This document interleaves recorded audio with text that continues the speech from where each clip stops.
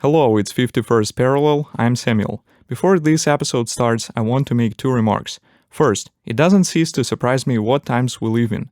Our technical progress have made it possible for me to record an episode with my guest, despite the fact that hundreds of kilometers separate us. I know, it might sound silly that I pay attention to such common things, but I like to do that, and no one will take it from me. Second, because of the fact that my guest is not here with me, the quality of his sound is different. My apologies in that regard.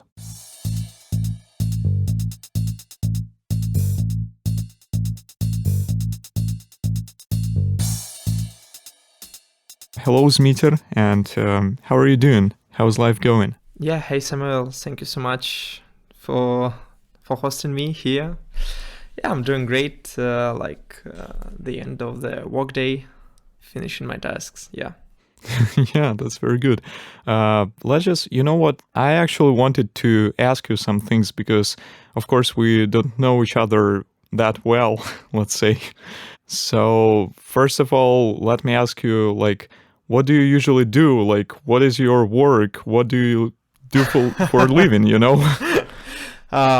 I like this question and hate it at the same time because it was a long period of time. I wasn't employed, so I was jobless. So I was just living, and people asked me what are you doing for living? And I'm responding, I'm just living, guys. That's all.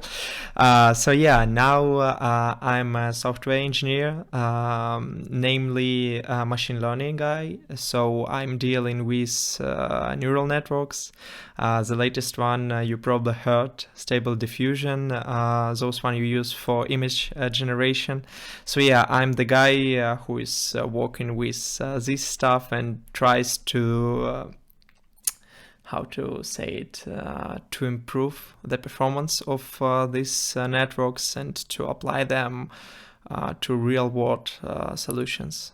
Yeah. Wow, that's wonderful. Probably we sort of know each other because we have a common friend, and he said, hey, yeah, I have a friend who likes to travel, and you know what, do you want to join his channel? And I was like, yeah, that's interesting.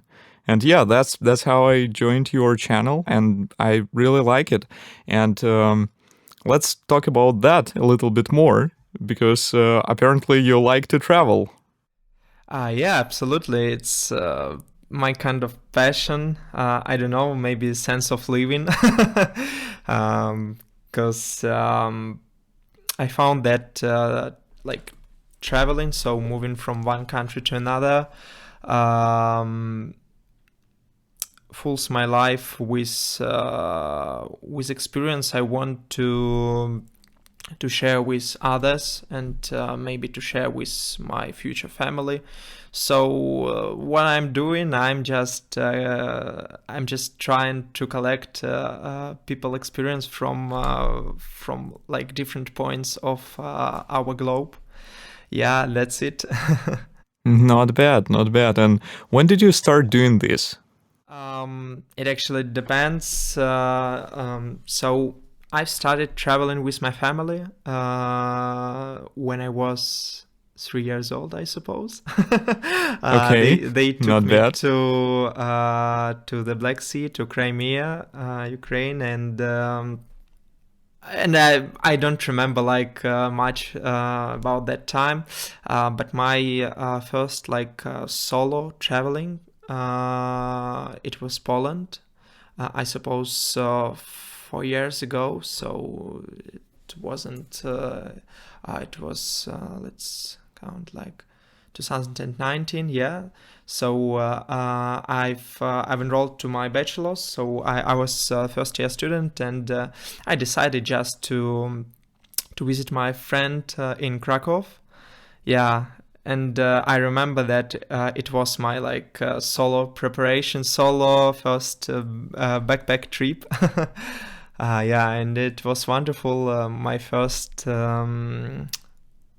emotions of being free, traveling without parents, without anyone. Yeah, it was cool time. That's great. Yeah. What did you visit there?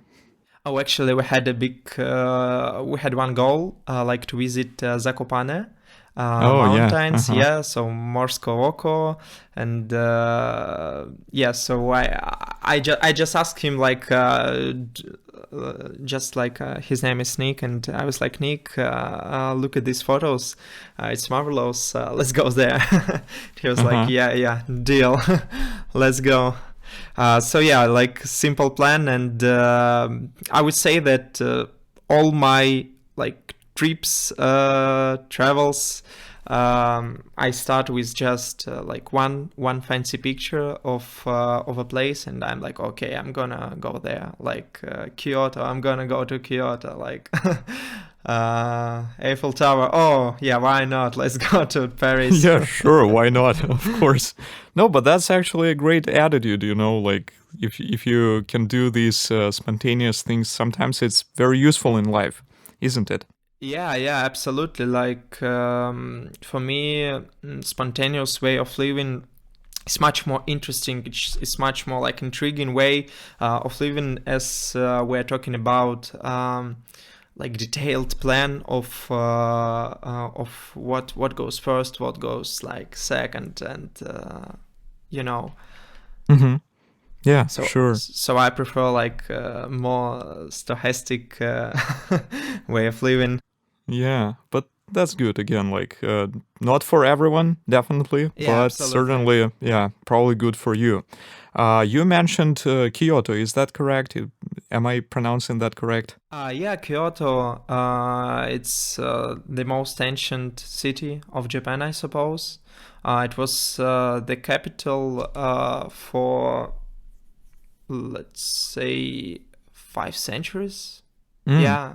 So yeah, Tokyo. Yeah, it's not it's not real capital of Japan. Okay, I see. I didn't know that. That's very interesting. What can you say about this city? And what can you say about Japan in general? Because this country, many people describe this country as something from another planet, let's say. Absolutely, yeah, absolutely. It's just a different world. So I traveled to Asia like 4 times. Like I visited Indonesia, Thailand, Sri Lanka, Singapore, but Japan is like it's totally different country. So it differs from the Asia. It differs from the Europe, and yeah, it was really like stunning for the first like 3 or 4 days. I was like, oh my god, is it our like world? So yeah, Japan is let's say Japan offers you experience that you can't find like in Europe, that you can't find like in Asia, as I've said. So it offers you a bunch of closed people, a bunch of beautiful, let's say, anime and manga. Okay, yeah. For some people, it's most important thing and the reason to visit Japan. And of course, the beauty of the cities. Japan is full of beautiful cities. If we're talking about Tokyo, it's really hard to understand like if you are in Tokyo or in another city, because this Tokyo agglomeration, if I'm not mistaken, it's it's the largest agglomeration of the whole world, so the Tokyo agglomeration. Probably that is, yeah. Mm-hmm. Yeah, so you are traveling from district to district in the Tokyo, and it differs. It differs like so much. So you can visit Shibuya area. It's famous for its crossroads, the biggest crossroads in the world, I suppose. And it's full of like clubs and bars where you can drink like a cup of sake. And at the same time, there is like Arahiyama district, close to the old city in Tokyo, and it's totally like a different area. So it's peaceful. You can find some geisha there. So yeah, you know geisha, yeah, Yeah, geiko. yeah, I've heard. Uh Yeah. huh. And yeah, it was really amazing to like to understand more about their culture, their Japanese culture, their way of living, and yeah, that's what I like in traveling. Yeah, of course. And you mentioned something like you said that this district is quiet, right?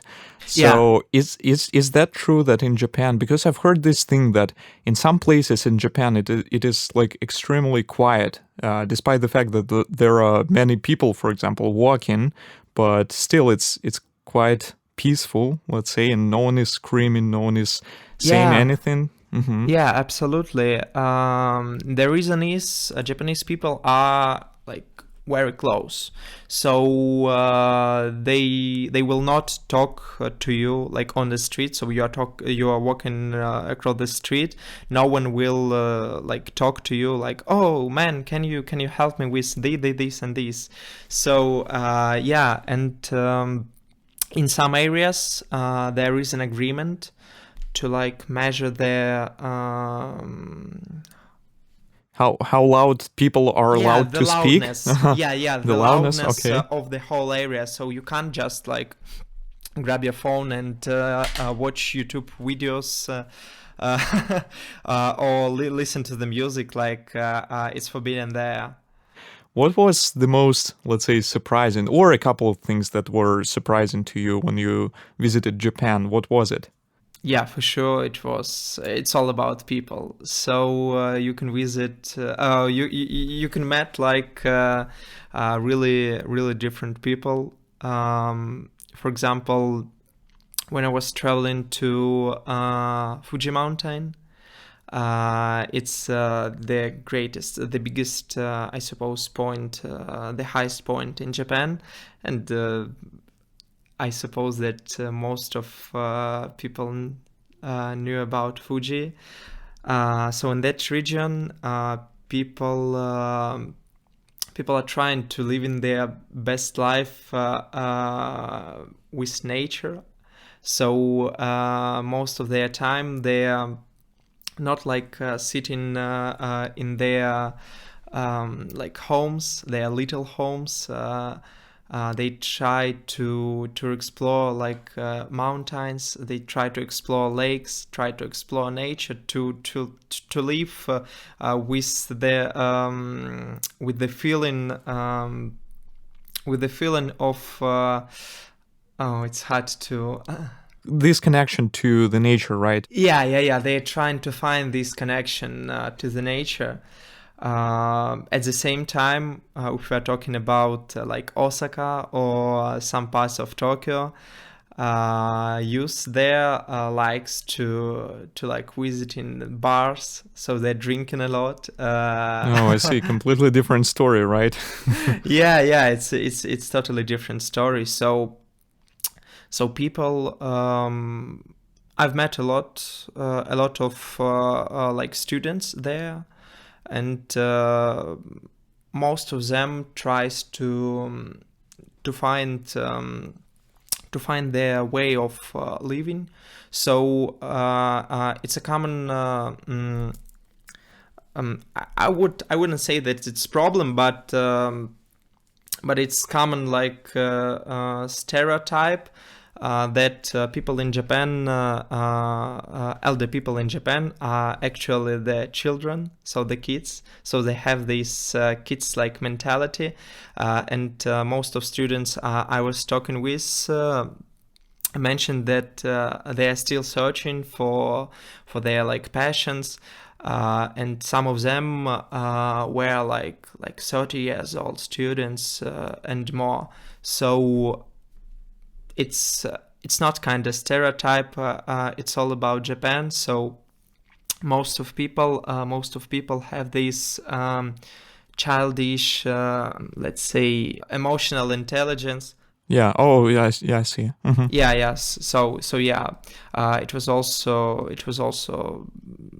the thing that actually like was exciting for me.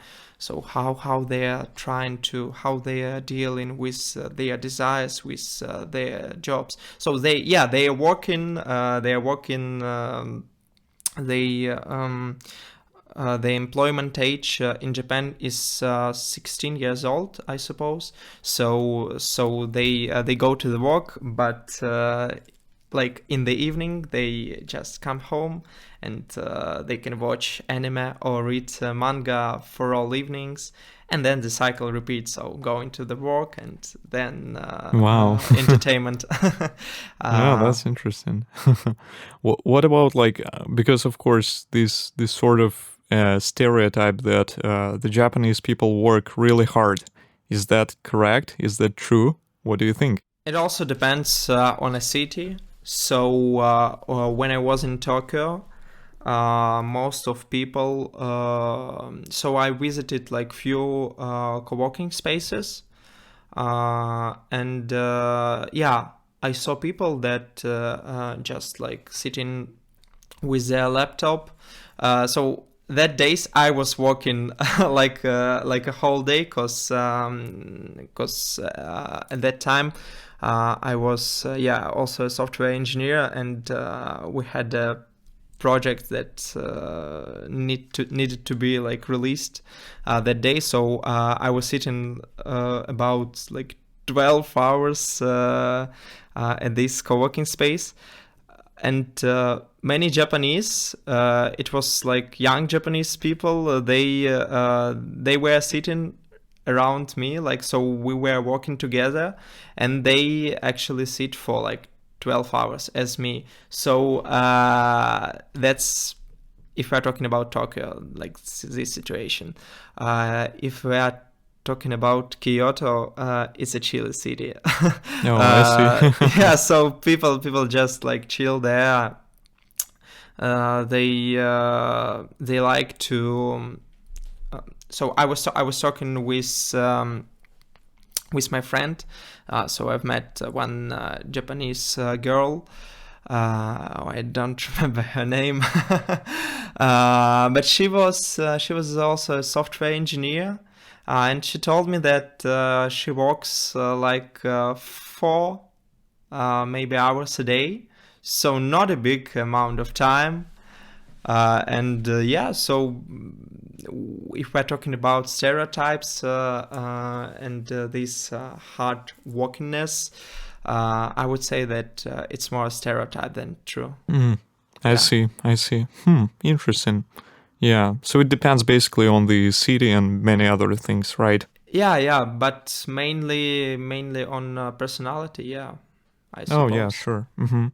What about some things that were, I don't know, difficult for you, for example, in Japan, or surprising not in a good way? Were there such things? Yeah, Japanese people surprised me with their language.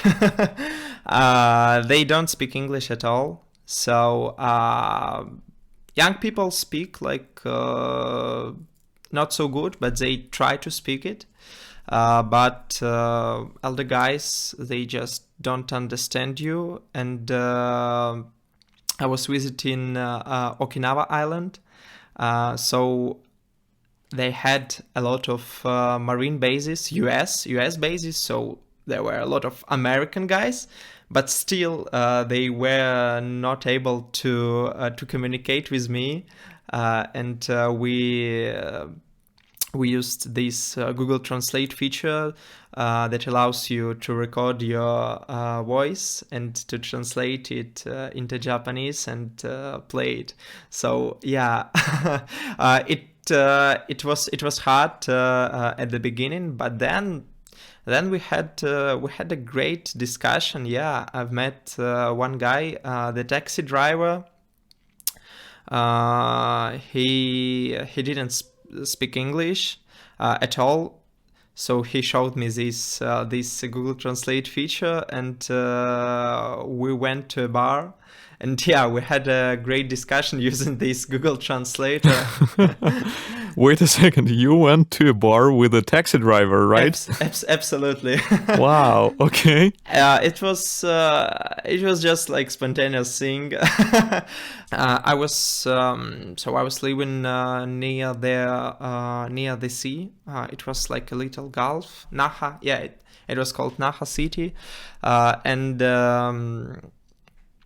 I tried to find the guy who will transfer me from airport to this Naha city, and just one driver, like one out of maybe 10 drivers agreed to like drive me to my place. And we had a great discussion like during the ride. And last few minutes, he was like, "Oh, okay. Would you mind if we go like on a bar? I'm free on Wednesday. What about you?" I'm like, "Oh my god, yeah, let's do it." Wow. Okay.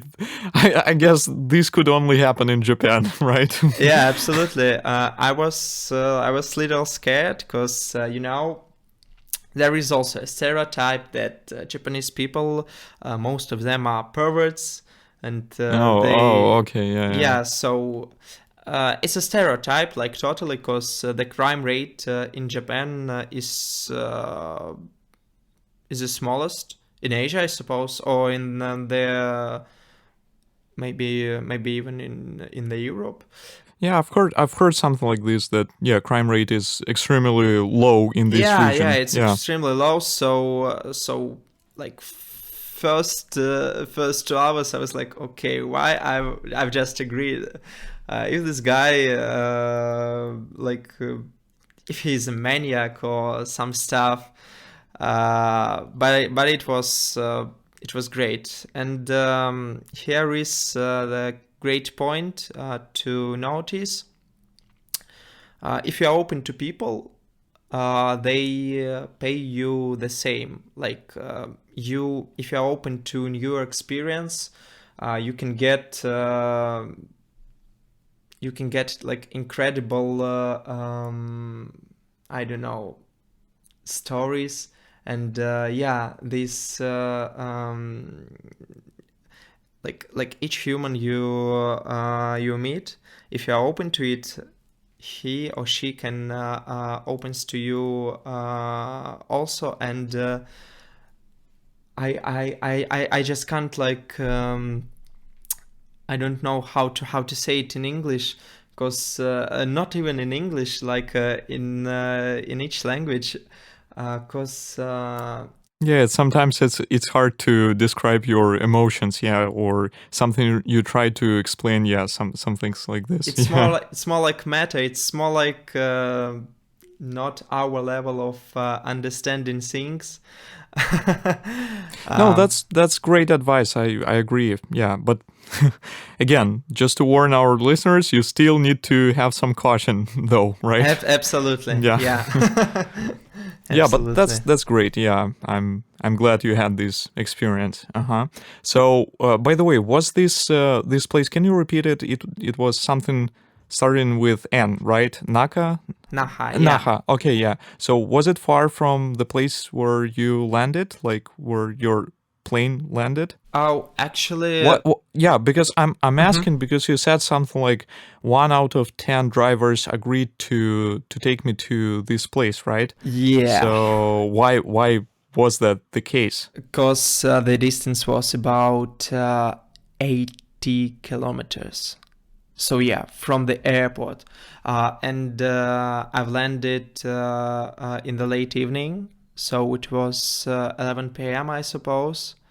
And no one just like wanted to go to this edge, like to this Naha city, just like to drive me to ride me like to this place. So yeah, Okinawa Island is a large island. If you like if you will check it on the map, you will see that it's like normal island. So maybe not so big, like I don't know, 1/4 of Belarus area. Yeah, but still, I mean, it's not a small island, definitely. Yeah, Yeah. so I wasn't expecting that. So I thought that I will land and I will find the taxi driver like in a few minutes. But I spent about half an hour to find actually this guy to drive me to Naha city. Yeah. Mm-hmm. Oh, I see. I see. By the way, did you have anything like any, let's say, encounter which was at least like distantly related to mafia in Japan? Because of course, probably everyone knows of Yakuza, right? This Yakuza. mafia.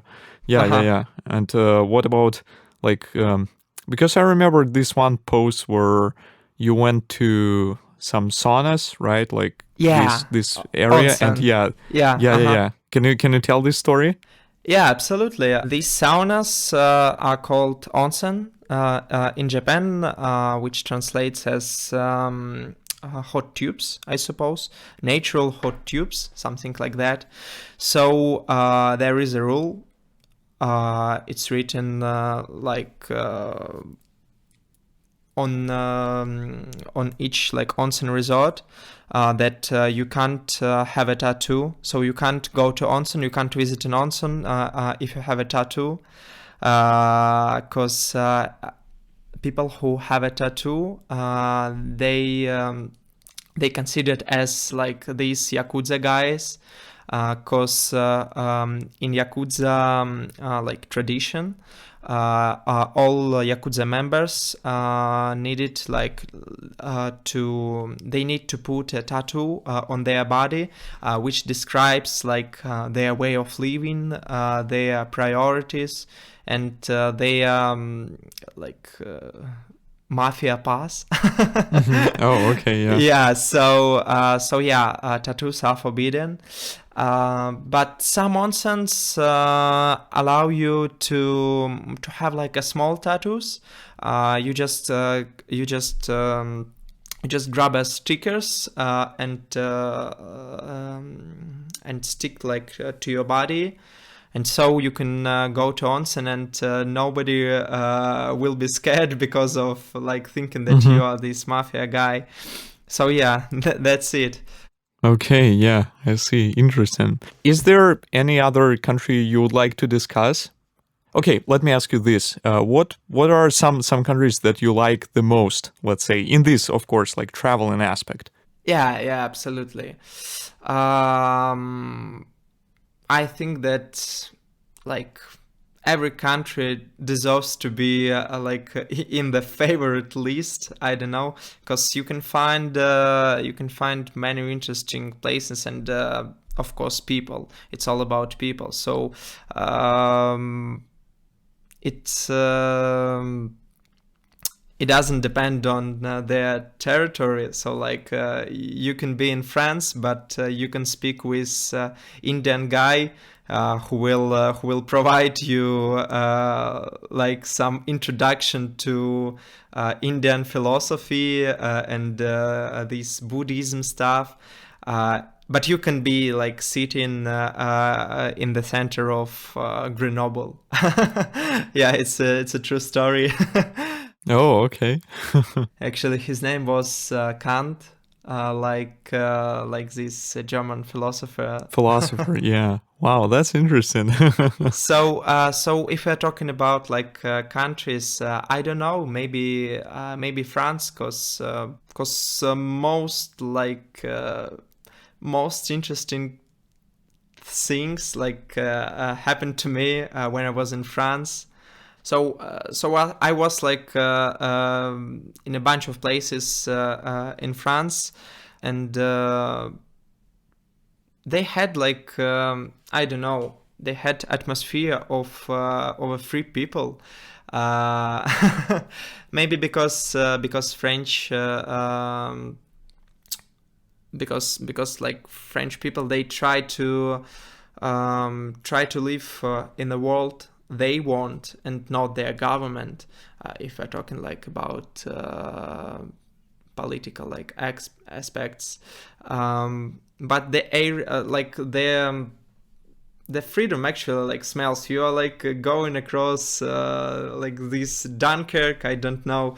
Have you heard about Dunkirk? Yeah, I've heard of this place, but it depends like which period you take, because if you are talking about like was it during the First World War or the second one? Probably the second one, right? When the British evacuated from Dunkirk. Yes, evacuation. Yeah, from Dunkirk. But now this city is like student oriented, let's say, like in this way. So government actually helps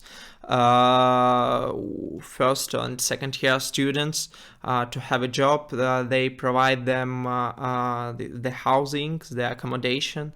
So the government like tries to make the students' life like much more easier, and yeah, I like it. That's very good. Yeah, that's what the government is supposed to do, right? Absolutely, yes. So yeah. If we're talking like about post-Soviet countries, or maybe like Poland, even Poland, I suppose. Many things still are to be improved, right? Yeah. They're hard to reach, like if we're talking about like accommodation and all this stuff, like student accommodation. Yeah, sometimes that's a problem. I agree. The last thing I wanted to ask you was what's next? Like, which country do you plan to visit next? I had a big pause in my travelings because I was looking for a new job. Now I find it. I found a job, and my next destination is Armenia, Yerevan. Yeah, and I suppose that it's half a business trip and half like a regular travel trip, because my company requires me like to fill some documents on site. So I need to visit Armenia, and actually I've never been there, and sometimes you don't need a solid reason to visit a country, but the good reason is that you've never visited it before. So yeah, I've never been to Armenia, and it's a great reason to visit it, to smell their air, they talk to like their people. It's part of my philosophy. Wow, that's a great attitude. Well, thank you for that you found some time to talk to me. Yeah, thank you so much, Samuel. And I hope that you'll visit different places in the future. And again, thank you, and it's been a pleasure to talk to you. Yeah, thank you for invitation, Samuel. You're very welcome. Let me just read the outro and we can finish. This podcast was recorded at Radio Luz, LUZ, on campus of Wrocław University of Science and Technology. You can find more episodes on our YouTube channel, as well as on various other platforms connected to Radio Luz. You can write to us to 51st.parallel.podcast@gmail.com, which is 51st.parallel.podcast@gmail.com. Thanks for listening, and see you next time.